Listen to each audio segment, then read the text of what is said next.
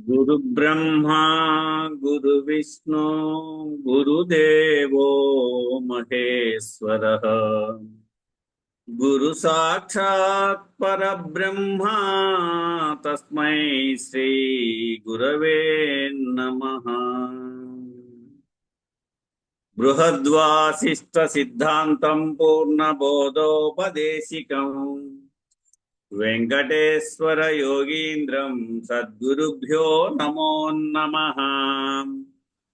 ఆత్మానాత్మాతీతమనిశం కేవలాత్మోపదేశికం వేముల రామయార్య యోగీంద్రం సద్గురుభ్యో నమో నమః. చరాక్షరమతీతం చ అచల పూర్ణోపదేశిక శ్రీ పూర్ణానంద పుల్లయార్య సద్గురుభ్యో నమో నమః. అస్మద్గురు సమారంభం కృష్ణ సాందీప మధ్యమాం ఓంకారపీఠ పర్యాంతం వందే గురు పరంపరం. గురు పరంపరముకు జై. జై శ్రీ వెంకటాంబ సమేత శ్రీ పూర్ణానంద పుల్లయారులకు జై. జై శ్రీ ఇందుగల గురుభక్త మండలికి జై. జై గురు. భూమానంద స్వామి తత్వం.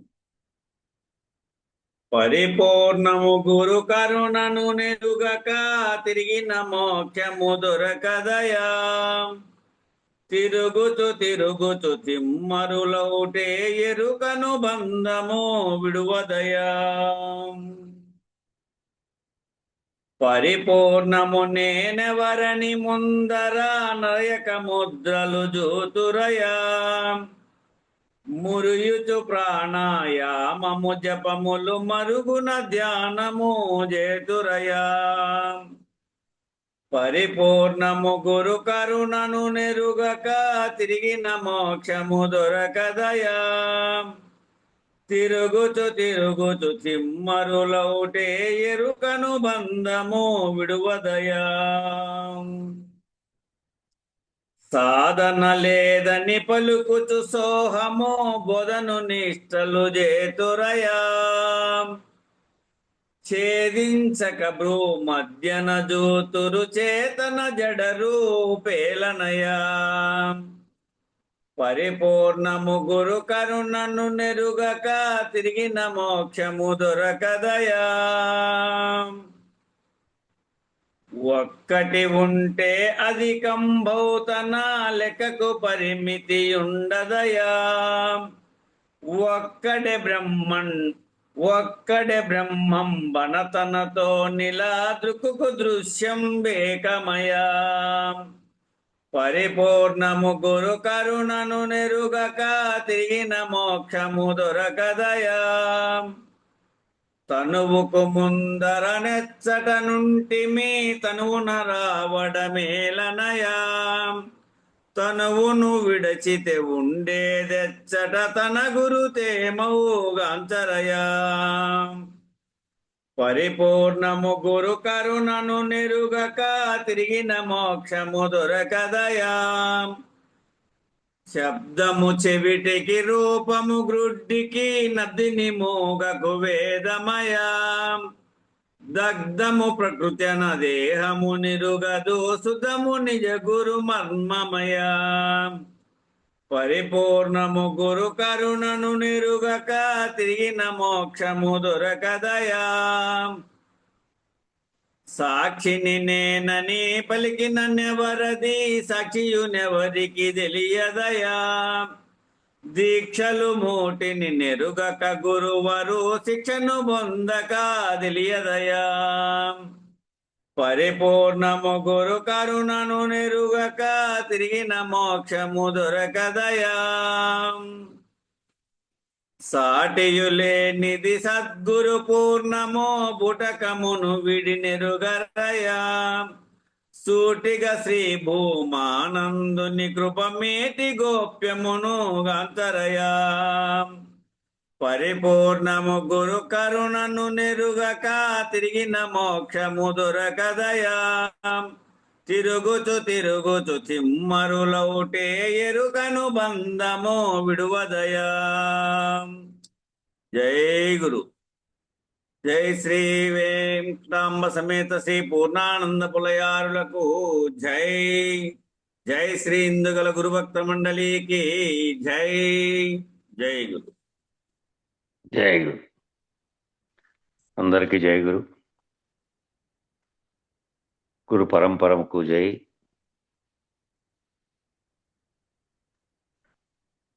పన్నుగ అంటే ఫుల్ ప్లెడ్జ్డ్, అంటే పూర్తిగా మొత్తం పూర్ణంగా సంపూర్ణంగా అని ఆ కేంద్రంలో కలిసిపోయాయి. ఒక చిన్న అణువుని తీసుకుంటే అణువు యందు ఉన్నటువంటి ఎలక్ట్రాన్లు, ప్రోటాన్లు, న్యూట్రాన్లు కూడా ఆ న్యూట్రాన్ అనే కేంద్రకం చుట్టూ తిరుగుతూ అది కూడా ఒక అణువు వలె ఉన్నది. నానో మిల్లీమీటర్ స్థాయిలో ఉన్నటువంటి 1/1000 వంతు ఉన్నటువంటి ఆ మిల్లీమీటర్ స్థానంలో కూడా కన్ను వలె ఉంది పరమాణువు. అనంత విశ్వాన్ని స్వీకరించామనుకో, అది ఒక కన్ను వలె ఉంది.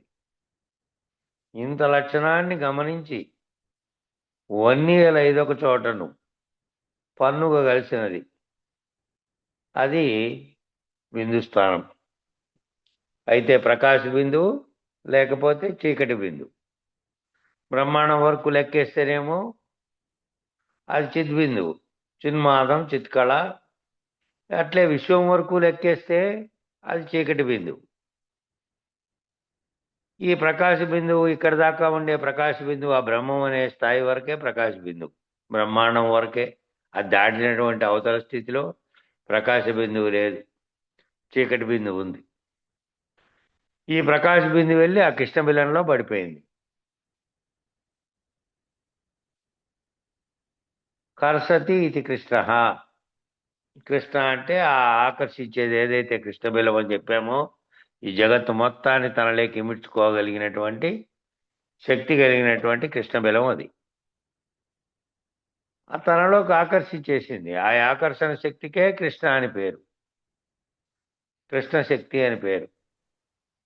కృష్ణ పరమాత్మ నల్లగా ఉండడానికి కారణం అదే. మహాకాళి నల్లగా ఉండడానికి కారణం అదే. కాలస్వరూపులు అలా చీకటి బిందువు, ప్రకాశ బిందువు రెండూ చూస్తే ఆ చీకటి బిందువు, ప్రకాశ బిందువు, రెండు బిందువులు బొట్టబయలందు ఇవి రెండూ లేవు. ఆ పంచవన్యలు లేవు, 5 రకాల వన్యలు లేవు. ఈ ప్రకాశ బిందువు, చీకటి బిందువు అనే 2 రకాలు లేవు. వాటికి ఐక్య స్థానమైనటువంటి కేంద్ర బిందువే లేదు. ఆ బిందువునందు ప్రకాశ బిందువు, విమర్శ బిందువు, లేక ప్రకాశ బిందువు లేక చీకటి బిందువు ఏ రీతిగా చెప్పినా సరే అవేవి ఎచ్చట లేవు, బట్టబయలులో లేవు. ఇవన్నీ విశ్వము, దాని కింద బ్రహ్మాండంగా చెప్పబడిన వాటిలోనే. ఇంకా పైన ఏమీ లేవు. బట్టబయలులో ఈ ప్రకాశము, చీకటి ద్వంద్వములు అనేటివే ఏవీ లేవు. ఈ మొత్తం విశ్వం అనేదే ఓ చిన్న బిందువు, అది కూడా లవలేశ బిందువు, అతి చిన్న బిందువు, పరమాణువు. దానికి ఇంకా అంత సూక్ష్మమైనటువంటి బిందువు. ఈ లవలేశ బిందువు అనే ఆవరణ దాని మధ్యమందు అంతర్గతమై ఉన్న అనేక కోటి బ్రహ్మాండాలు, దాని యందు అంతర్గతమైన బ్రహ్మాండ మధ్యస్థానాలు, దాని యందు అంతర్గతమై ఉన్న అష్టప్రకృతులు, దాని యందు అంతర్గతమై ఉన్నటువంటి 84 లక్షల జీవరాశులు, మళ్ళా దాంట్లో అంతర్గతమైనటువంటి మానవుడు. ఆ 770 కోట్ల మానవులలో 770 కోట్లని ఇచ్చినాడు. ఈ బుక్ ఎప్పుడు తయారు చేశారంటే దాదాపు 7-8 ఏళ్ళు దాటిపోయింది కాబట్టి అప్పటికి 770 అయినారు. ఇప్పుడు 800 కోట్లు దాటింది, నిరుడికే దాటింది 800 కోట్లు. 800 కోట్లు దాటి 2 ఏళ్ళు దాటింది ఇప్పటికి. ఆ 800 కోట్ల మానవులలో ఒకనొక మానవ దేహం మంది. ఆ మానవ దేహంలో ఉన్నటువంటి బిందు స్వరూపము పుండరీకాక్షుడు. ఆ మానవ దేహంలో ఓ పుండరీకాక్షుడు ఉన్నాడు బిందు స్వరూపంలో. ఆ పుండరీకాక్ష స్థానం నుండి మొదలు పెడితే ఈ అనంత విశ్వానికి మధ్యస్థానంలో ఉన్నటువంటి అఖండ ఎరుక వరకు కూడా పంచవన్యలు ఐదొక్క చోట పన్నుగా కలిసినవి హృదయ పద్మం పనుచున్ అనే మాటకు ఆ కేంద్ర స్థానానికి హృదయ పద్మం అని పేరు. ఆ హృదయ పద్మం కాడ ఇవన్నీ కలిసినాయి. ఈ అనంత విశ్వానికి మధ్యస్థానం కూడా శిశుమారక చక్రం అనేటువంటి హృదయ మధ్య స్థానమే. ఈ అనంత వ్యాపకమై కనబడుతున్న బ్రహ్మాండ మధ్య స్థానం ఉందంటావా? ఆ దానికి మధ్య స్థానం బ్రహ్మరంధ్ర స్థానం, సూర్యస్థానం. జీవాత్మ పరిధిలో దేహాత్మ పరిధిలో చూద్దామా? అనాహత పద్మమందు ఉన్నటువంటి హృదయ పద్మ స్థానం. ఈ రీతిగా ఎన్నడెరుంగక ఇలా తెలుసుకోలేదట. ఇది ఎలా ఉందో ఎలా లేదో తెలియాలట. ఇది ఎలా ఉందో ఎలా లేదో అనేది ఇదంతా విచారణ చేసి ఇంత లోతు లేకపోతే తప్ప తెలియదు. అట్లా తెలిస్తే అట్లా తెలియడమే ఎరగడము అంటే. అట్లా తెలిస్తేనే అది ఎరిగినట్టుగా, దాని గురించి తెలిసినట్టుగా లెక్క. చాలామంది ఎరగడం అంటే అది ఎలా ఉందో చెబితే చాలనుకుంటారు. ఎలా ఉందో చెబితే సరిపోదు. ఎరగడం అంటే అర్థం ఏమిటి అంటే అది ఎలా ఉందో తెలియాలి తనకు. ఆ చెప్పడమే కాదు, తాను భావనలో తాను దాన్ని ఊహించగలగాలి. ఎలా లేదో తెలియాలి, మళ్ళా ఎలా లేదో కూడా తెలియాలి.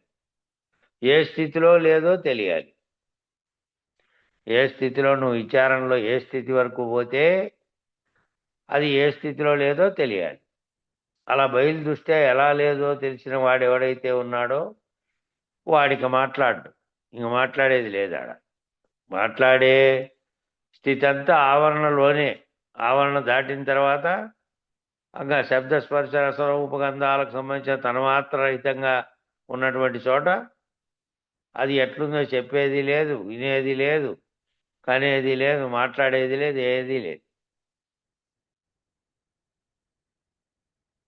కాబట్టి వాటికి పోయిన తర్వాత ఇంకా వాడేమి మాట్లాడేకేమీ లేదు. ఇంకా ఇన్ని రీతులుగా చెప్పవలసిన అవసరం లేదట వాడికి. ఎవరైతే అట్లా విచారణ చేసుకుంటూ ఆడదాకా పోయారో ఆడదాకా ఇక దానిని గుర్తుపడితే గురుకృప చేత ఇక వాళ్ళకి అవసరం లేదు. ఎన్ని రీతులు ఒక్క క్షణంలో భావనలో భావం అయిపోయింది. అభావం అయిపోయినటువంటి స్థితిలోకి వెళ్ళిపోయాడు ఒకటేసారి.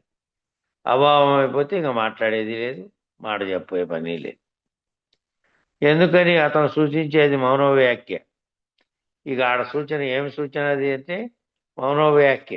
కేవలం మౌనంతో ఊహతో గుర్తెరిగే వ్యాఖ్య అది. దానవతలని వెళ్ళాడు. దానవతలు అనుకుంటా ఇది కాదు అనుకుంటా ఇక్కడి నుంచి దానవతలు అనుకుంటూ వెళ్ళాడు. తత్పరంచావలోకయేత్ పరమపద సోపాన పటాన్ని కూడా దాటాడు. ఆ పరమపద సోపాన పటం అవతలికి దాటాడు. అలా ఉన్నవాడికి ఎన్నో రీతులు పలికేటటువంటి అవకాశం లేదు. ఇక దాటినటువంటి వారికి ఎన్ని రీతుల్లోనూ పలికే అవకాశమే లేదు.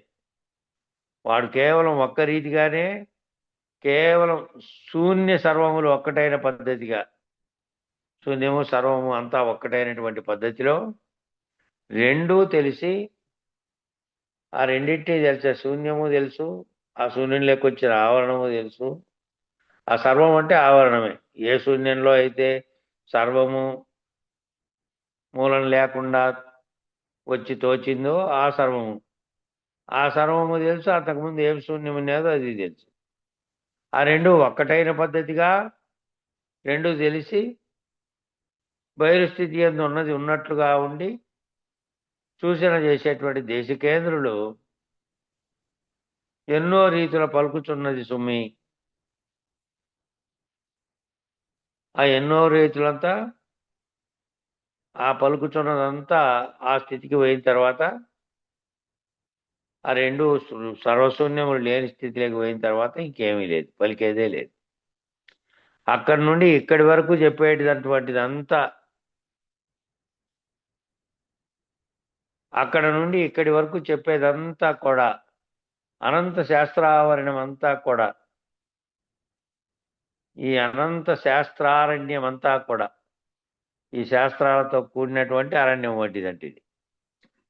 ఈ అనంత శాస్త్రాలన్నీ కూడా, ఈ అరణ్యం అంతా కూడా కోటాను కోట్ల సాధకులంతా, ఋషులంతా, అనుసరించే వారంతా అందరూ, వీరందరూ ఎందులో కదులుతున్నారంటే ఆ అఖండ ఎరుక అనే దాంట్లోనే కదులుతూ ఉన్నారు. దాంట్లోనే కదలిక ఉంది, దాంట్లోనే కదులుతూ ఉండారు. అఖండ ఎరుక అనేదేమో బ్రహ్మాండ ఎరుకగా చెప్పబడినటువంటిది, బ్రహ్మం అంటున్నటువంటిది అది. అందులోనే కదులుతున్నారు వీళ్ళంతా కూడా. ఈ సాధకులంతా, ఋషులంతా, అనుసరించే వారంతా అందరూ కూడా అఖండ ఎరుక అనే దాంట్లో కదులుతున్నారు. తెలుసుటే మోక్షమన్న విని సుమ్మి,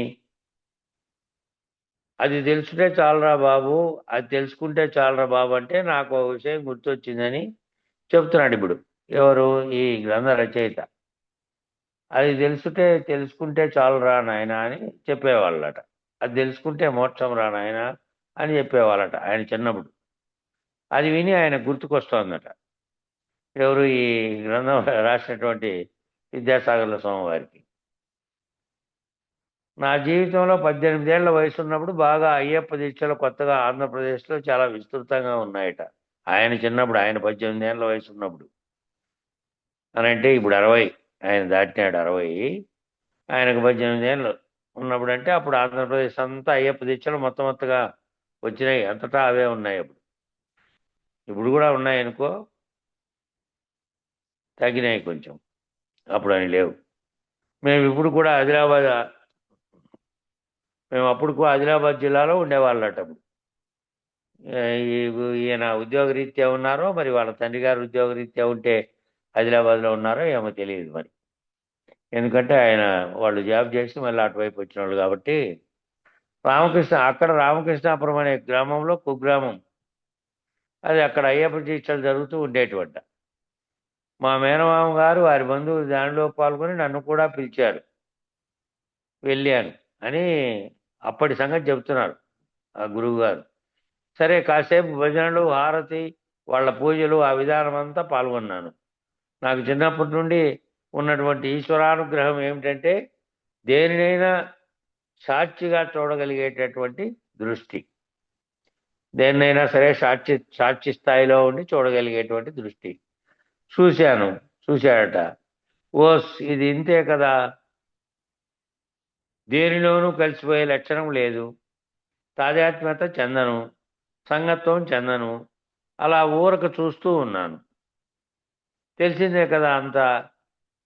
షోడశోపచార విధి, అలాగే హారతులు, పూజలో ఏమేం చేస్తారో మంత్రాలన్నీ చెప్పడం, మళ్ళీ ఆ పూజకు సంబంధించిన వస్తువులని సమర్పించడం, మళ్ళీ హారతులు, షోడశోపేతమైనటువంటి నైవేద్యాలు, సరే, మిన్నుముంటేటువంటి, తనువును మర్చిపోయేటువంటి నామ సంకీర్తన. అక్కడ భజన ఎట్లా ఉంటుందంటే మిన్నుముట్టే శబ్దాలతో, ఇంకా ఈ మధ్య ఇవి కూడా చేరినాయి దాంట్లోకి. అవేంటివి? ఇదే డీజే సౌండ్ అంత పెద్దవి ఎన్ని సిస్టంలు కొండపోయి అవి పెట్టి, వాటితో ఫుల్ సౌండ్ పెట్టి దాంతో కూడా చేస్తూ ఉంటారు ఈ అయ్యప్పలంతా కలిసి ఒక చోట. మిన్నుముట్టేటువంటి తనువును మరచి చేసే నామ సంకీర్తన, శరీరాన్ని మర్చిపోయేటట్టుగా నామ సంకీర్తన చేస్తూ ఉండడం. ఇలా అన్నీ చూశాను.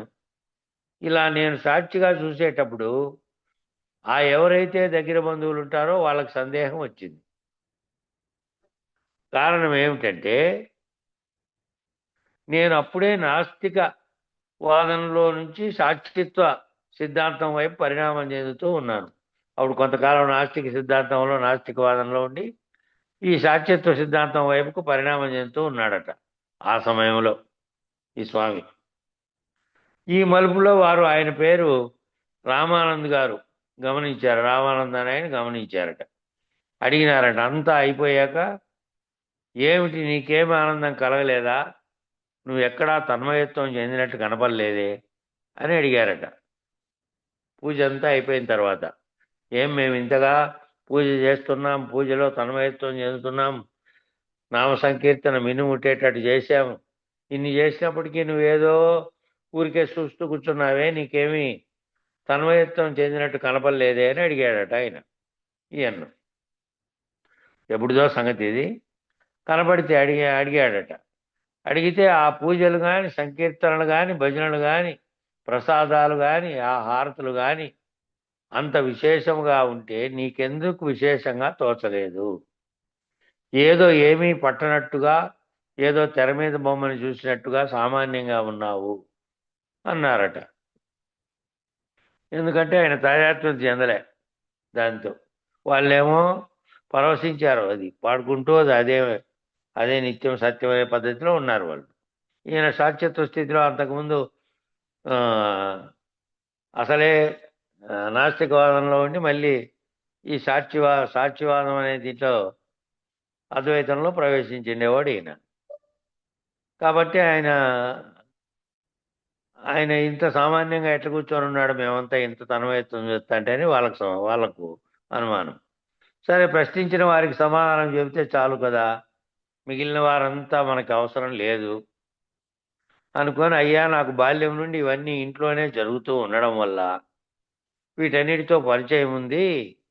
ఈ సంస్కృత మంత్రాలు ఎట్సెట్రా ఇవన్నీ ఏదైతే మీరు ఇప్పుడు చదివారో, విన్నారో, చేశారో, ఇవి బాల్యం నుండి నేను చేసి ఉండడం వల్ల, మా ఇంట్లోనే ఇవన్నీ జరుగుతూ ఉండడం వల్ల, ఇవన్నీ తెలిసినవే అయి ఉండడం వల్ల నాకు ఆ రకమైనటువంటి తాజాత్మత లేకపోవడం వలన ఊరికే చూస్తూ ఉన్నాను అని జవాబిచ్చాడు ఈయన.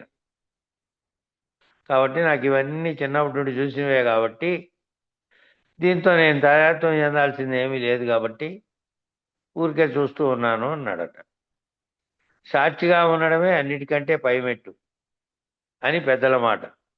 పెద్దల మాట ఏమిటంటే అన్నిటికంటే పైమెట్టు, అన్నిటినీ తెలుసుకుంటూ అన్నీ గమనిస్తూ ఉండేటువంటి, మళ్ళీ వాటితో తాజాత్మత లేకుండా సాక్షిగా ఉండేటువంటిదే పైమెట్టు అని పెద్దల మాట. కాబట్టి తెలుసుకోవాల్సింది ఏదో తెలుసుకోవాలి, కానీ మధ్యలో ఇలా వాటితో కలిసిపోతే మనం ఏం తెలుసుకోవాలో అది తెలుసుకునే ప్రయత్నం చేయాలి, కానీ ఇట్లా మధ్యలో ఎక్కడ ఏమిటికి పోతే అక్కడ తాదాత్మ్యం చెంది దాంతో కలిసిపోతే ఎట్లా?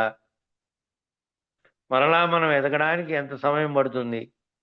చాలా సమయం బట్టి ఈ జన్మ వృధా అయిపోయే అవకాశం ఉంది. వాటికి పోతే దాంట్లో తాదాత్మ్యం చెందకూడదు. దాన్ని గమనించండి, దాంట్లో సాక్షిగా ఉంటూ దాంట్లో ఏం చెబుతుంది అది, దాంట్లో ఏమైనా జ్ఞానం ఉందా, దానివల్ల మనం తెలుసుకోగలిగి ఇంకొక మెట్టు పైకి ఎక్కగలగడానికి ఏమైనా అవకాశం ఉందా అని గమనించుకోవాలి. కానీ దేంట్లో తాదాత్మ్యం చెందితే దాంట్లోకి పోయి తాదాత్మ్యం అవుతారు. 4-5 నాళ్ళు పీర్ల పండుగ వస్తే ఇంకా ప్రపంచాన్ని అంతా మరిచి దాంట్లోనే ఉంటారు. పీర్ల పండుగ అయిపోయిన వారం అయ్యేదాకా ఆ పిల్లలు అయితే మళ్ళా నెల దాకా కట్టికి టవాళ్ళు కట్టుకొని తిరుగుతూనే ఉంటారు ఊరంతా. అట్లా తాదాత్మ్యం చెందారనుకో, కాబట్టి అది గమనించే స్థితిలోనే ఉండాలి ఎప్పుడు, దానిని పట్టించుకునే స్థితిలోకే బాగుడు. ఇలాంటి ఆలోచనలు ఉన్నాయట ఆయనలో అప్పట్లో. అందుకని నేనేమి పెద్దగా దాంట్లో లీనం కాలేదు అని చెప్పాను. లీనం కాలేదు నేను అని చెప్పాడట. వారు వెంటనే ఒక అర్ధభాగం వ్యంగ్యంగా, ఒక అర్ధభాగం పెద్దరికంగా సూచన చేశారట. ఆ సత్యమే ఎవరు తెలుసుకోవలసినా కూడా ఆత్మస్వరూపాన్నే తెలుసుకోవాలి నాయనా. కానీ ఆ ఆత్మస్వరూపాన్ని తెలుసుకునే క్రమంలో ఈ సదాచారాన్ని పోగొట్టుకుంటే దురాచారం నీలో ప్రవేశించి నువ్వు అతపతనం చెందే అవకాశం ఉంది. కాబట్టి కర్మకాండాన్ని నిరసించకూడదు. నిరసించడం నీకెప్పటికైనా అది ప్రమాదకరము. నువ్వు అన్నీ ఆచరిస్తూ చివరిదాకా చేరాలి అన్నారట. ఇవన్నీ మనం చేసేటువంటి ఆచారాలు, ఈ ఆచారాలని పాటిస్తూనే నువ్వు మళ్ళీ ఆత్మస్వరూపాన్ని తెలుసుకునే ప్రయత్నం చేయాలి. అంతేగాని ఈ ఆచారాలన్నీ వద్దని నువ్వు పోగొట్టుకుంటే, సదాచారాన్ని పోగొట్టుకుంటే దురాచారం దారిలో పడతావు అని కర్మకాండాన్ని నిరసించకూడదని చెప్పారట. ఎప్పుడైనా నీకు ప్రమాదకరం అది, నువ్వు అన్నీ ఆచరిస్తూనే చివరిదాకా చేరాలి అన్నారట. సరేనండి, మీ అభిప్రాయం అది అని అన్నాడట ఈయన. ఈశ్వరానుగ్రహం ఎలా ఉంటుందో చూద్దాము అన్నాను. అట్లా ఈ అంశం ఎందుకు గుర్తుకొచ్చిందంటే నాకు ఇప్పుడు తనకు ఎందుకు గుర్తొచ్చిందో ఈ అంశం చెప్తున్నారు. ఈ అంశం ఎందుకు గుర్తుకొచ్చిందంటే నాకు చెప్తున్నారా, తెలుసుటే మోక్షమన్నా విను సుమ్మి. ఆయన ఏమన్నాడు? ఆయన ఎవరు వాళ్ళు? మ్యూట్ చేసుకోండి డాక్టర్ గారు. తెలుసుటే మోక్షం ఎక్కడ పోయింది అది? ఎందుకు ఆ విషయం గుర్తుకొచ్చిందంటే ఆయనకు అప్పుడు అప్పుడు ఆ అంశం ఇప్పుడు చెబుతున్నారు కదా, ఎందుకు గుర్తుకొచ్చిందంటే తెలుసుటే మోక్షమన్నా విను సుమ్మి అనే పదం గుర్తుకొచ్చి ఆయన ఏమన్నారంటే, అప్పుడు ఆ ఆత్మస్వరూపం తెలిస్తే చాలయ్యా, ముక్తి మోక్షం వస్తుందన్నారట. ఆత్మస్వరూపం తెలిస్తే. మరి తెలిస్తే ముక్తి మోక్షం ఎలా వస్తుంది నాకు ఆ రోజున తెలిస్తే ఒకవేళ ముక్తి మోక్షం ఎలా వస్తుంది? తెలిస్తే ఎలా వస్తుందండి? తెలిస్తే నాకు ఇవన్నీ తెలుసు కదా, మరి ఆత్మ అనేది ఏమిటో తెలుసు, వీళ్ళు చేసిందంతా ఏమిటి, భజన ఇదంతా అనేది కూడా తెలుసు.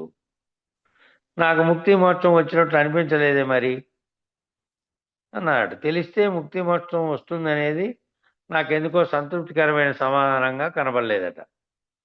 ఆ తెలిస్తే, ఆత్మ గురించి తెలిస్తే, దాని గురించి సాక్షాత్కారం అయితే అది ఏమిటో తెలిస్తే వస్తుంది అన్నాడు. ఏమిటి తెలిస్తే? విచారణ చేస్తే వచ్చింది ఏంది? ఆ ఆత్మ అనే చైతన్య వస్తువు నేనేను అని తెలియబడింది, అంతే కదా. అది నేనే, నాకంటే నాలో ఉన్న ఏ చైతన్యం నడిపిస్తోందో అధిష్టానంగా ఉండి అదే ఆత్మగా ఉంది. అదే బ్రహ్మాండానికి తీసుకుంటే అదే పరమాత్మగా ఉంది, బ్రహ్మంగా ఉంది. అంతా కూడా ఈ పేర్లుగా పెట్టబడిందే తప్ప కేవలం దాని అంతా ఏమిటి అంటే అంతా ఎరుకే. అంతా ఇక్కడ వెస్టిగా తీసుకుంటే ఎరుక, అఖండ ఎరుక, అది బ్రహ్మాండానికి తీసుకుంటే అఖండ ఎరుక. మరి ఇదంతా తెలిస్తే మోక్షం ఎట్లా వస్తుంది? నాకు తెలిసినందుకే మోక్షం వస్తుందా? అది సంతృప్తికరమైన సమాధానంగా నాకు కనబడలేదు. ఆ ప్రశ్నతోటే ఇప్పటి వరకు మిగిలిన కాలం అంతా కూడా సద్గురు దర్శనం అయ్యేటప్పటికీ, దేశికేంద్రుల యొక్క దర్శనం అయ్యేటప్పటికి వారు కూడా ఇదే ప్రశ్నించారు. మళ్ళీ గురువు దగ్గర చేరారు కాబట్టి నిర్భయానంద స్వామి గారి దగ్గర చేరిన తర్వాత కూడా ఇదే ప్రశ్నించారట వాళ్ళు. ఎందుకు వచ్చాడో అడుగు అన్నారు. ఎందుకు వచ్చాడు వీడికి అని అడగమన్నారు. ఎందుకు వచ్చాడు అడుగు అంటే చెప్పాను.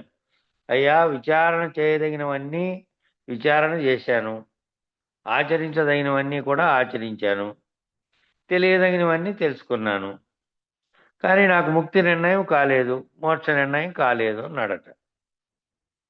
ఆ మొదట పోయినప్పుడు గురువుగారి దగ్గరికి పోయినప్పుడు అడిగాట, ఎందుకు వచ్చారో కనుక్కోమంటే విచారణ ఏమేం చేయాల్సో ఆ విచారణ అంతా చేశా, ఆచరించాల్సినవన్నీ ఆచరించిన, తెలుసుకోదగినవన్నీ కూడా తెలుసుకున్నా, కానీ ముక్తి నిర్ణయం కాలే, మోక్ష నిర్ణయం కాలేదు. మరి అందుకనే మీ దగ్గరికి వచ్చాను స్వామి అని పోయినారు. కాబట్టి ఇప్పుడు నేను కొత్తగా ఏదైనా తెలుసుకోవడానికి ప్రయత్నించినా నా లోపల ఉన్నది ఏమి చెబుతున్నది అంటే, నీకు ఇది తెలుసు అంటుంది. కొత్తగా ప్రయత్నిస్తే ఏదైనా తెలుసుకుందామని, ఆ తెలుసు, ఆ విషయం నీకు ఆల్రెడీ తెలుసు అనేది అంటుందట లోపల. ఆ లోపల ఏదైతే ఆ విచారణ చేసిన జ్ఞానం ఉందో ఆల్రెడీ, అది కొత్తగా ఏమి చేయబూనుకున్నా దీనివల్ల ఏం ప్రయోజనం లేదు, నీకు ఇది ఆల్రెడీ తెలుసు అంటుందట.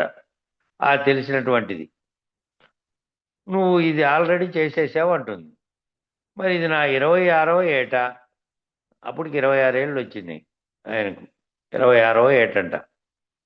కాబట్టి మీరు మహానుభావులు నాకు ఏదైనా దారి చూపెట్టగల మార్గం చూపించండి అని అన్నాడట. మరి నాకేమో మీరు చెప్పమని, మీరు విచారణ చేయమని అంతా చూశా, నన్ను నాలోకి విచారణ చేసుకోమనేది విచారణ చేశా, పెద్దలు చెప్పేటువంటి ఆ విచారణ మార్గంలో ఆత్మస్వరూపం తెలుసుకోమంటే అవన్నీ తెలుసుకున్నా. ఇవన్నీ తెలుసుకునేంత మాత్రాన నాకు మోక్షం వస్తుందని మీరు అన్నారే, అదేమి నాకు అర్థం కావట్లే, ఆ మోక్షం ఏదో నాకు కనబడట్లేదని వచ్చి, మీరు మహానుభావులు కాబట్టి మీరే ఏదైనా దారి చూపిస్తారేమో అని మార్గం చూపించమని అడిగాడట. నాకు కావలైనది నిర్ణయం, ఇదంతా నాకు అవసరం లేదు. నాకు కావాల్సింది ఏంటి అంటే నిర్ణయం కావాలి ఆఖరుగా. ఇంక మిగిలిందంతా నాకు అవసరం లేదు, నాకు ఇదంతా అయిపోయింది, తెలుసుకోవాలనే ప్రక్రియ అయిపోయింది, ఇక నిర్ణయం కావాలి. కాబట్టి తెలుసుటే మోక్షం అంటే నాకు ఒప్పుదల కావటం లేదు. అది తెలుసుకుంటేనే మోక్షం అనే మాట నాకు ఒప్పుదల కావటం లేదు. కాబట్టి ముక్తి అంటే ఏమిటో, మోక్షం అంటే ఏమిటో నిర్ణయంగా స్వానుభవంగా తెలియజేయాలి అని అడిగాడట స్వామిని, గురువుగారిని. ఆ తెలియటం అంటే ఏమిటో కాదు, నిర్ణయంగా చెప్పండి. తెలియటం అంటే ఈ విచారణ ద్వారా తెలియబడిందంతా ఆల్రెడీ జ్ఞానంగా ఉంది లోపల. ఆ తెలియబడిందేమో ఇంకేమీ తెలుసుకోనక్కర్లేదు. ఇంకా నిర్ణయ స్థితి పొందితే ఆ నిర్ణయ స్థితిలో బయలు స్వరూపంలోకి దాటుకుంటే నువ్వు అదే అనేది తెలుసుకో. అనేది ఎట్లా తెలియాలి నిర్ణయంగా నాకు అనే ప్రశ్న వేశారట.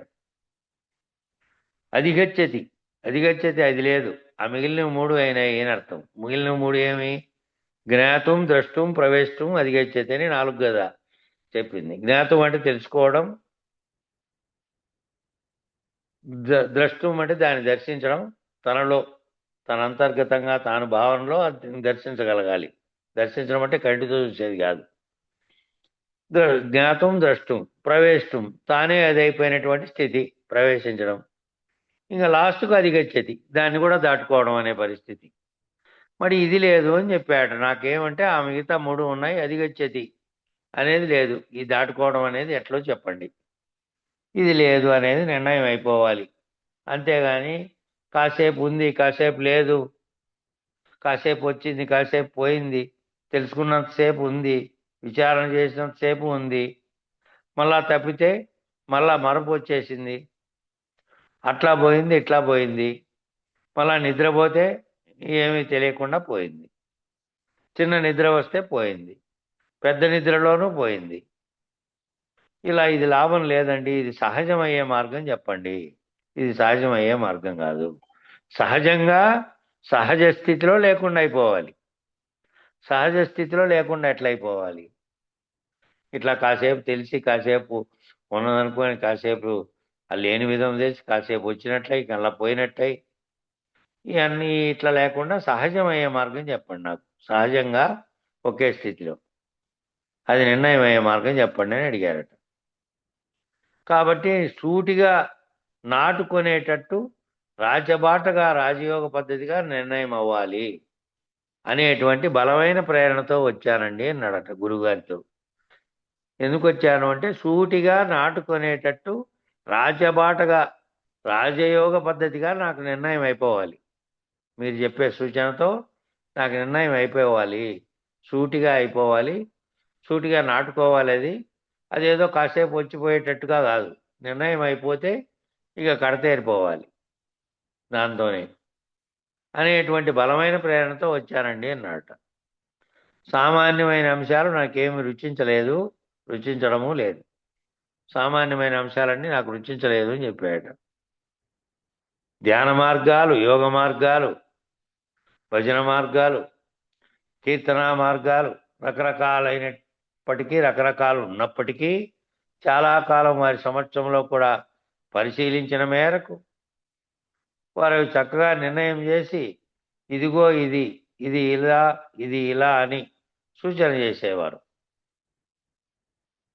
అట్లా వారి గురువు గారి సమక్షంలో అనేక సంవత్సరాలు గడిపారు కాబట్టి చిన్న వయసులో నుంచే అవన్నీ చక్కగా నిర్ణయం చేసి ఇదిగో ఇది, ఇదిగో ఇది ఇలా, ఇది ఇలా అని సూచన చేశారు. కాబట్టి దేశికేంద్రులైన మహానుభావుల సూచనను అనుసరించి జీవిస్తే, అట్లా దేశికేంద్రులైన మహానుభావుల సూచనను అనుసరించి, ఆ సూచనను అనుసరించి మళ్ళీ తాను తెలుసుకోవడం, కేవలం తెలుసుకోవడం కాదు, తెలుసుకున్న పద్ధతిలో జీవించడం. తెలుసుకున్న పద్ధతిలో జీవిస్తే, దాన్ని అనుసరిస్తే 36 సంవత్సరాలలో అయిందంట ఆయనకు జన్మరాహిత్యం తథ్యం అని దేశికేంద్రులైన వారి యొక్క ఆశీర్వచనం 36 ఏళ్ళ తర్వాత అయింది. 14 ఏళ్ళ వయసులో ఆయన ప్రవేశించిండేది గురువుగారి దగ్గరికి. తక్కువ వయసులో రకరకాలైనటువంటి దాంట్లో ఆయన కూడా వెళ్ళాడు. మళ్ళా ఈ గురువుగారి దగ్గర నిర్భయానంద స్వామి వారి దగ్గర చేరాడు. ఆ దేశకులైనటువంటి ఆ గురువుగారి ఆశీర్వచనం లభించింది. మరి ఇది నాకు 26 సంవత్సరాల వయసు అప్పుడు తెలిసింది అని చెప్తున్నాడు. కాబట్టి దృక్దీక్షా సాంప్రదాయంలో ఆర్యాదర్పణం విధి ఏర్పడినటువంటి నాటి నుంచి 36 సంవత్సరాల లోపల జన్మరాహిత్యం సిద్ధిస్తుంది.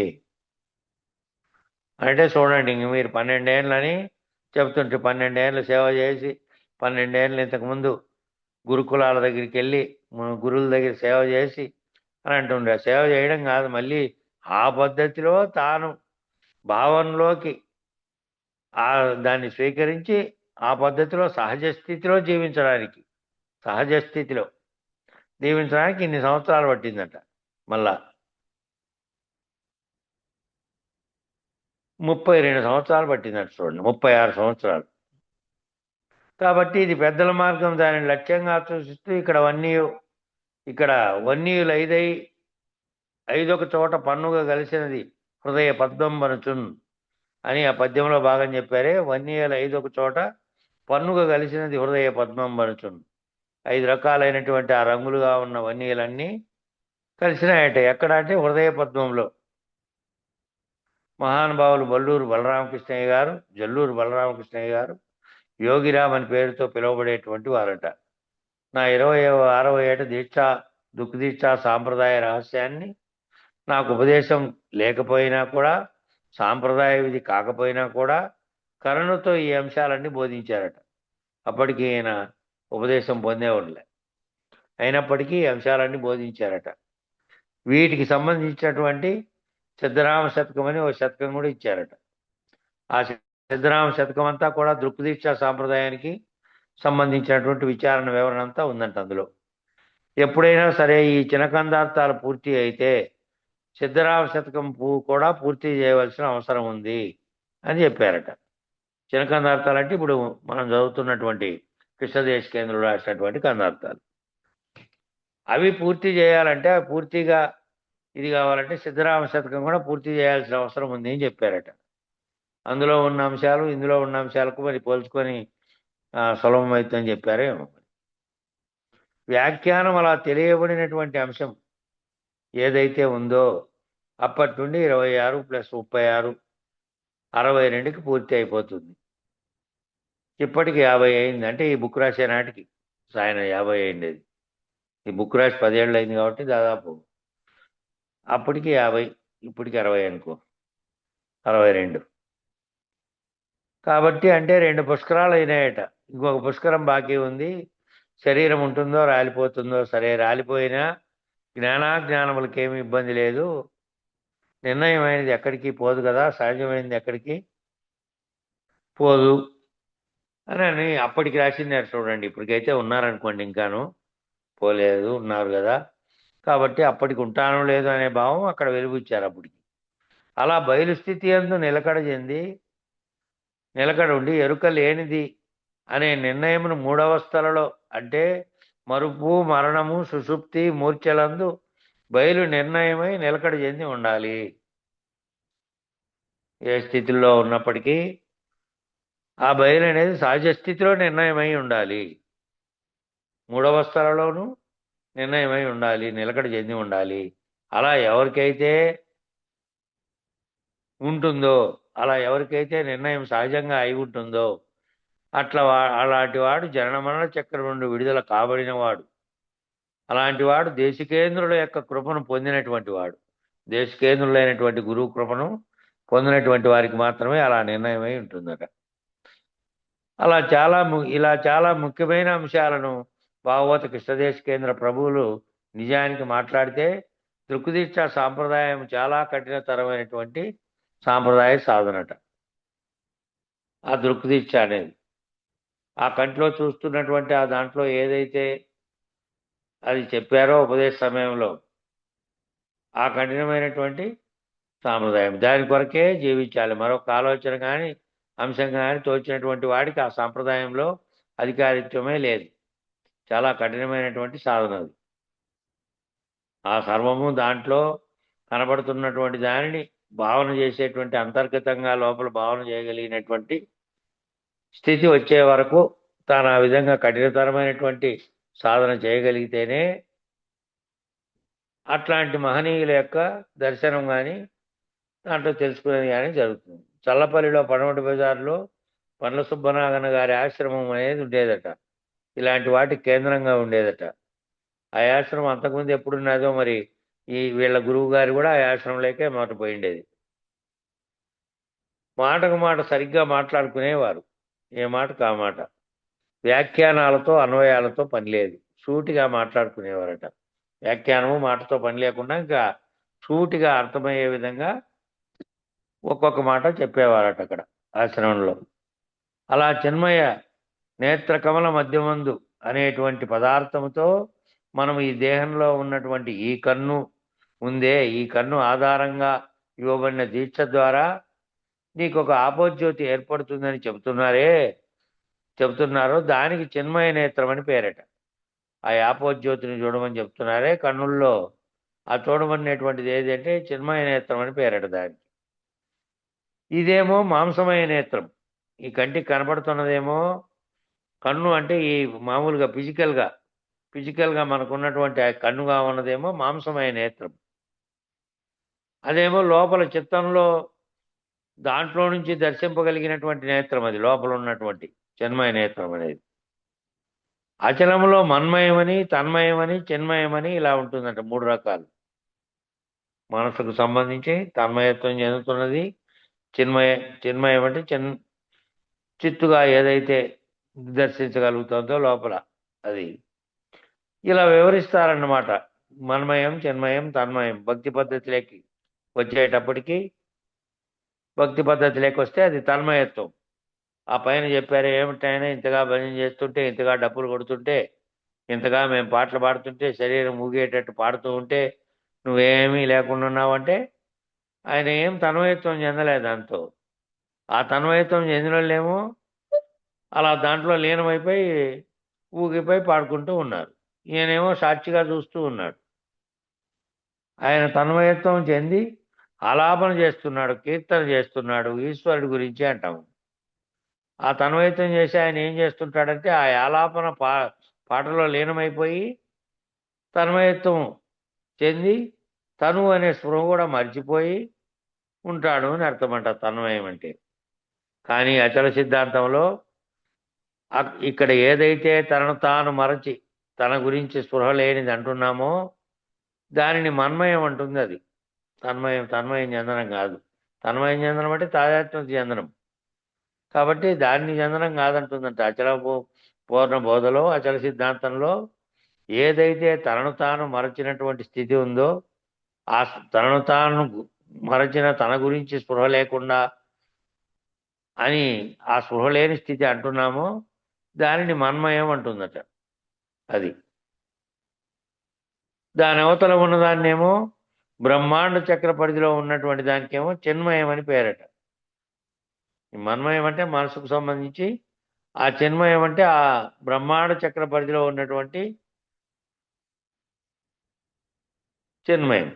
అనంత విశ్వం అనేదేమో అఖండ ఎరుక పద్ధతిగా ఉన్నది. ఈ అనంత విశ్వం అనే చైతన్యాన్ని చెప్పినప్పుడేమో నీ చైతన్యమేమో నీ వరకు పనిచేస్తున్నటువంటిది. ఈ బ్రహ్మాండం అంతా ఏదైతే దేని వల్ల నడుస్తోందో ఆ అఖండ ఎరుక అనే చైతన్యంతో ఈ బ్రహ్మాండం అంతటికి ఉన్న దాని పేరేమో అఖండ ఎరుక పద్ధతిగా ఉన్నదానికేమో తత్మయం, తన్మయం అని.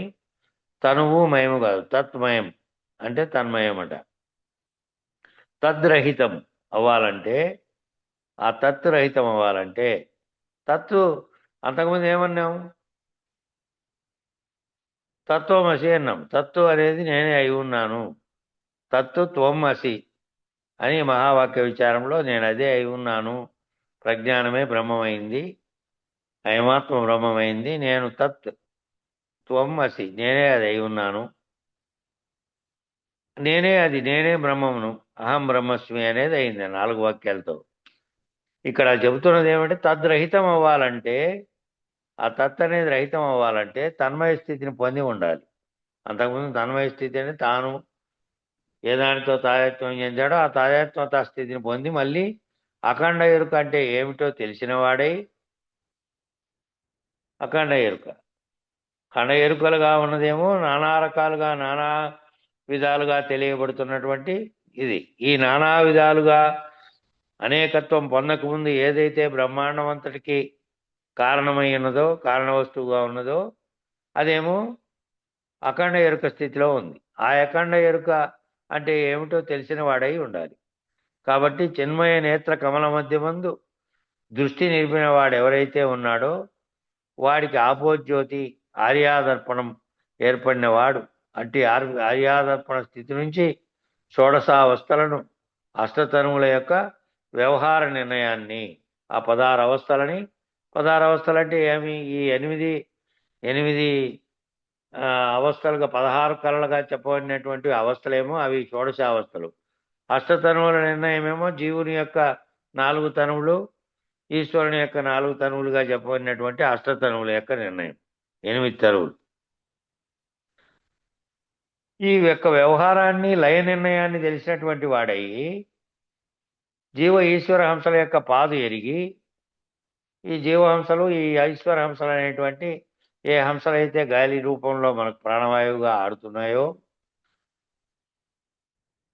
వాటి యొక్క పాదు ఎక్కడైతే ఉన్నదో దాన్ని ఎరిగి తెగకోసిన వాడై చంద్రహాసమును భూని గురుమంత్రం అనేది గొడ్డలి చేత ఆ పుట్టను తవ్వాలి అంటోందట. అక్కడ హంసతత్వ కందార్థ ధరువులు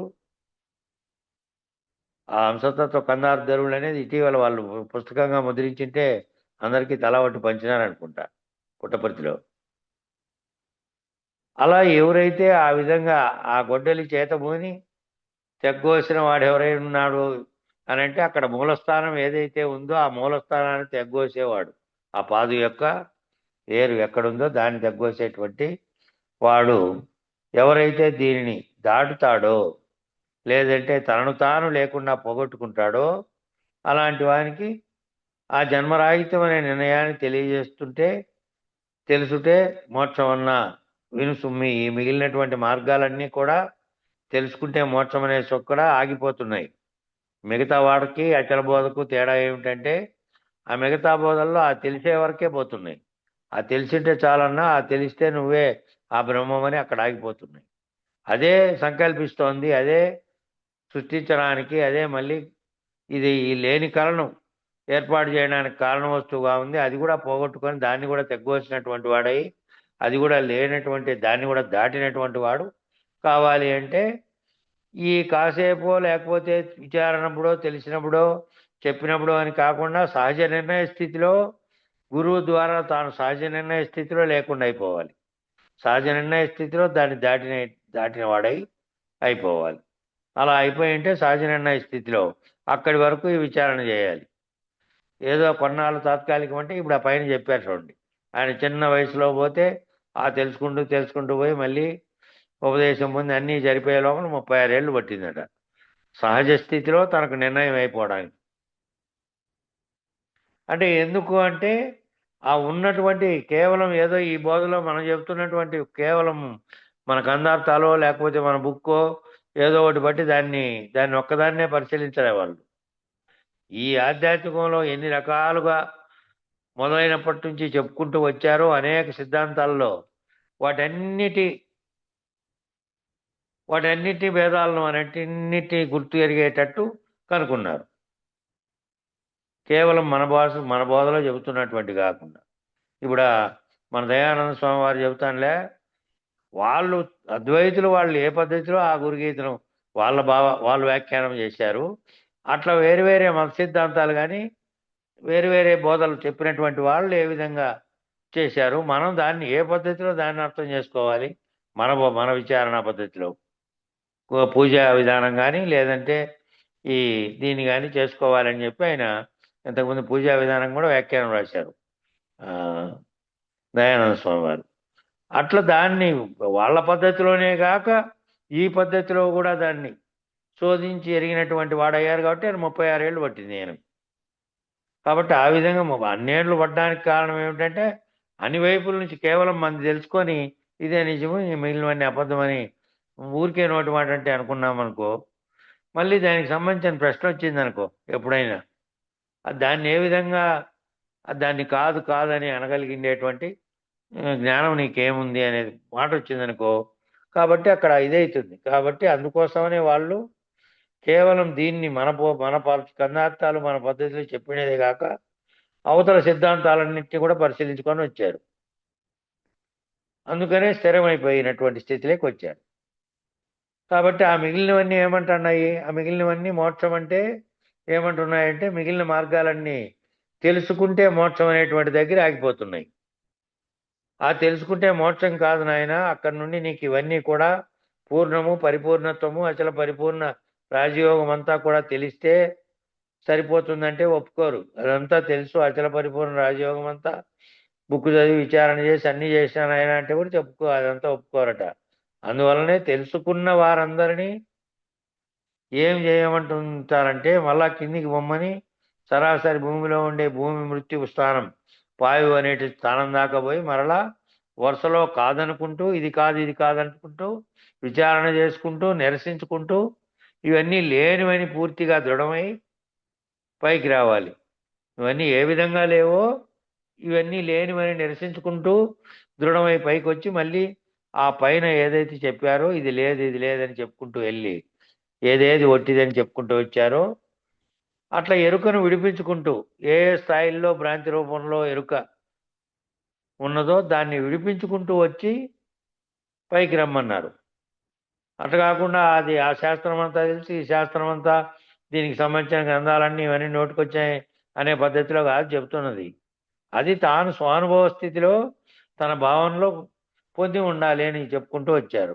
కాబట్టి అది కాదు కాదనేది ఏదో అది నిరసించుకుంటూ వచ్చి అన్ని రకాలుగా ఇది ఒట్టిది అని ఎరుకను విడిపించుకుంటూ రమ్మని అచల సిద్ధాంతం లాస్ట్కు నిర్ణయంగా తెలియజేస్తుంది. ఆ ఇతర సిద్ధాంతాలు చెప్పేటువంటి ఇది ఇటువరకు తెలిస్తే మోక్షం అయినా నీకు తెలియతే మోక్షము అనే స్థితిలో అచల సిద్ధాంతం ఆగిపోదు. వాళ్ళేమో ఆ తెలియటమే మోక్షము, నీ ఆత్మస్వరూపం తెలియటమే మోక్షము, మహావాక్య విచారణ ద్వారా నువ్వే బ్రహ్మము అని తెలిస్తే మోక్షము అనే పద్ధతిలో అవి చెప్పాయి.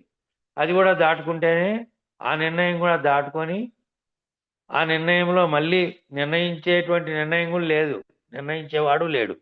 లేనటువంటి స్థితిలోకి పోతే తప్ప ఈ అచల సిద్ధాంతంలో నీకు నిర్ణయపూర్వకంగా బయలు అనేది అర్థమైనట్టు కాదు అని ఈ సిద్ధాంతం తెలియజేస్తుందట. ఇంకా 63వ కందార్థం చదువన్నా ఇంకో 6 నిమిషాలు ఉంది. ఈ కందార్థం చదివితే మొదలు పెట్టిందాం, మళ్ళీ రేపు చెప్పుకుందాం. కందార్థం చెప్పు.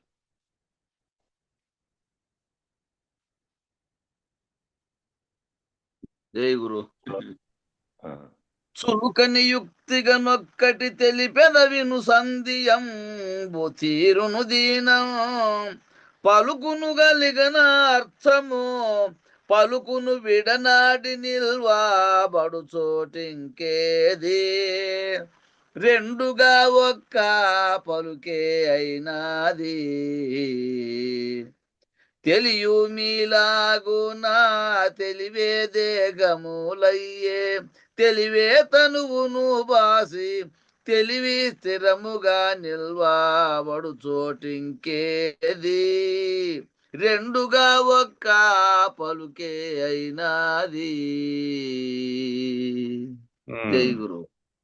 ఈ కందార్థంలో ఏం చెప్తున్నాడంటే, ఓ శిష్యుడా, నీకు సులభమైనటువంటి ఒక యుక్తిని చెప్తా విను, సులభమైనటువంటి ఒక యుక్తిని చెప్తున్నా కనుక్కోమని చెప్తున్నాడు ఇక్కడ. ఏంది? దీంతో నీ సందేహములు అన్నీ తీరిపోవును. ఈ సందేహాలు అన్నీ తీరిపోతానైనా ఇది నువ్వు. అది ఎట్లనగా, పలుకొందలి అర్థము పలుకును విడిచి ఉండదు. ఓ పలుకు పలికినావు కదా, ఓ మాట పలికితే ఆ మాటలో ఉన్న అర్థము మాటతో పాటే ఉంది తప్ప మాటకు వేరుగా లేదు. ఏ మాట మాట్లాడినావో, ఇప్పుడు మాట్లాడుతున్న మాట అంటే ఏమి? ఓ శబ్దం. అట్లాగే మనం పలికేటువంటి అనేక పదాలన్నీ శబ్దమే. ఆ శబ్దంలో ఉన్నటువంటి అర్థం కూడా ఆ పలుకును విడిచేయముండదు, ఆ పలుకుతో పాటే ఉంది. అట్లాగే పలుకు అర్థము రెండు కూడా ఒక్క పలుకే అగును, ఒక్క పలుకే. రెండు కూడా అర్థం అనేది నువ్వు మళ్ళీ విడదీసి చెప్పుకుంటున్నావు. చెప్పినప్పటికీ అది కూడా శబ్దమే. దానితో వివరణ ఇస్తున్నప్పటికీ ఆ పలుకు శబ్దం రెండు ఒక్కటే, ఒక్క పలుకే అగును. అదే ప్రకారంగా తెలివి దేహము రెండు ఒక్కటే అగున్నాయన, అవి వేరు కావు. వేరని చెప్పినచో తెలివి దేహమును విడిచి వేరుగా తెలియబడవలే. దేహం లేనప్పుడు తెలుస్తోందా? దేహం లేనప్పుడు తెలివి తనంతట తాను వ్యవహారం చేస్తోందా? దేహంతో కలిసే దేహం అనేటువంటి ఆవరణగా ఉన్నటువంటిది ఉంది, అందులో ఇది ఉంది, అందులో కలిసి ఇది పనిచేస్తోంది. ఇదేమో వస్తువు అనుకోండి, అది శక్తి అనుకోండి. ఇప్పుడు కరెంట్ ప్రవహించింది, కరెంట్ అనేది శక్తిగా ఉంది. వస్తువులు లేకపోయింది, వేరు వస్తువులు లేకపోయి వేరు వస్తు ధర్మాలు నిర్వర్తించింది. కరెంటు పోయినందువల్ల ఆ మోటార్ ఆడింది, ఫ్యాన్ తిరిగింది, లైట్ వెలిగింది, ఇవన్నీ పనులు అవి చేసినప్పటికీ ఆ కరెంట్ ఎట్లుంటుందో మనకేం తెలియదు. అది శక్తి స్వరూపంలో ఉంది, అది కలపడదు. అదే ప్రకారంగా తెలివి నీ శరీరంలో ఎక్కడెక్కడ దేని వైపు పోయి ప్రసరింపజేసిందో ఆయా అవయవాలు పనిచేసినాయి. ఆ తెలివి మొత్తం లేకుండా ఉన్నప్పుడు అవి పనిచేస్తున్నాయా? తెలివే లేదు. చనిపోయిన శరీరంలో ఏం లేదు, ఆ శక్తి లేదు. శరీరం ఏముంది, ఆడ అవయవాలన్నీ కూడా ఉన్నాయి, కానీ అది లేకుండా పనిచేయదు. లేదు, మామూలుగా వ్యవహారంలో ఉండే దేహం ఇప్పుడు వ్యవహారం చేస్తోంది, మాట్లాడుతోంది. రాత్రి అయిన తర్వాత గాఢ నిద్ర లేకపోతుంది. ఆ గాఢ నిద్ర లేకపోయినప్పుడు ఏం పని చేస్తుంది? పని చేయట్లే. ప్రాణవాయువు తిరుగుతుంది తప్ప చైతన్యం ప్రాణవాయువులో మాత్రమే అంతర్గతంగా ఉంది, మిగిలిన శరీరం అవయవాల్లో లేదు. కాబట్టి ఆ రెండు కలిసి ఉన్నప్పుడు పనిచేస్తున్నాయి. పలుకు అర్థం రెండు కూడా ఒకటే పలుకు అయినట్టే దేహము తెలివి రెండు ఒక్కటే, కానీ వేరు కావు. వేరని చెప్పినచో తెలివి దేహాన్ని విడిచి వేరుగా తెలియబడదు. అది దీంతో కలిసి ఉన్నప్పుడే తెలియబడుతుంది. అట్లాగే దేహం యొక్క కదలికలన్నీ అది లేకుండా, ఎరుక లేకుండా ఇది కదిలేది లేదు కదా. అట్లెచ్చటను తెలియబడలేదు కదా. అట్లెక్కడైనా తెలియబడుతుందా? తెలియబడుతున్నట్లుగా నీకెక్కడన్నా అర్థమైందా? ఎక్కడైనా కానీ ఆ విధంగా తెలియబడింది? దేహమును విడిచి తెలివిని వేరుగా ప్రవర్తిస్తోంది, వేరుగా తెలియబడుతుంది అనేది లేదు. దేహం ఆ తెలివిని విడిచి ప్రవర్తించింది లేదు. ఆ తెలివనే ఎరుక లేకపోతే ఏముంది? మూర్చిపోయిన వాడిలాగా, నిద్రపోయిన వాడిలాగా, కోమలో ఉన్న వాడిలాగా అవుతుంది దేహం. కాబట్టి రెండు ఒకటేనని తెలుసుకోమని భావము. మళ్ళా ఇక్కడ కింద పద విభజన దాని యొక్క అర్థము ఇచ్చాడు. అది సమయం ఇంకో 1 నిమిషమే ఉంది కాబట్టి పద విభజన దాని యొక్క అంతరార్థంలోకి రేపు వెళ్దాము. ఇప్పుడు మంగళం చెప్పండి. మంగళం చెప్పండి. జై గురు.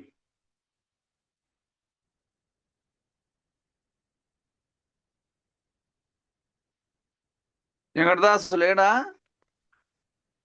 ఏమో మరి చెప్పట్లేదు. ఉన్నాడు. నేను మీట్ తీసేసుకోకుండా చెప్తున్నా. సరే. సకాల దేశములందు సర్వకాలంబుల సకాల వస్తువులందు సందులేక సకల చరాచర సాక్షి రహితుడవైన సగుణ నిర్గుణాతీత సద్గురు దేవా మంగళము మంగళము. శ్రీ పుల్లాయార్య మంగళము మంగళము. శ్రీ పూర్ణానంద మంగళము మంగళము. శ్రీధర స్వామికి శిష్యుడై నిలచిన శివరామాదీక్షితుల సేవా చేసి భావాతీత కేవలాత్మం వైన దేవా గురు పీఠము త్రోవాదిలిపిన స్వామి మంగళము మంగళము. సద్గురు దేవా మంగళము మంగళము. కామ క్రోధ మూల కడ తెర్చి మనమునవే మారుబోటంగా వేసారియు స్వామి శ్రీ వేముల రామ గురువర్యుల ప్రేమతో పూజించి భూమాదిలిసిన స్వామి మంగళము మంగళము. శ్రీ పుల్లాయార్య మంగళము మంగళము. శ్రీ పూర్ణానంద మంగళము మంగళము. ధరను కృష్ణ పురవరమున వెలసియు కరుణతో శిష్యులాగా వానించి సరియగు అచల పరిపూర్ణమునిరిగించి మరుపు తెరుపులు బాపు మహనీయ నీకు మంగళము మంగళము శ్రీ పుల్లయార్య మంగళము మంగళము శ్రీ పూర్ణానంద మంగళము మంగళము శంకరుడాదిగా సకల దేవతలును పొంకముగా నీదు పూజ చేయ వెంకటాచలమయ్య గొంకాక వేడంగా సంకటంబులు బాపు సద్గురు దేవా మంగళము మంగళము శ్రీ పుల్లయార్య మంగళము మంగళము శ్రీ పూర్ణానంద మంగళము మంగళము అష్టతనువులాది ఆత్మ పరమాత్మల వేష్టి సమీచిల నృష్టి మాపే స్వస్థమౌ పరిపూర్ణ దృష్టి మా కొసగియు అష్టమదముల బాపు అచలార్య నీకు మంగళము మంగళము శ్రీ గురుదేవా మంగళము మంగళము శ్రీ పరబ్రహ్మ మంగళము మంగళము జై గురు గురు పరంపరముకు జై జై శ్రీ వెంకటాంబ సమేత శ్రీ పూర్ణానంద పుల్లయారులకు జై జై శ్రీ ఇందుగల గురుభక్త మండలికి జై జై గురు జై గురు స్వామి.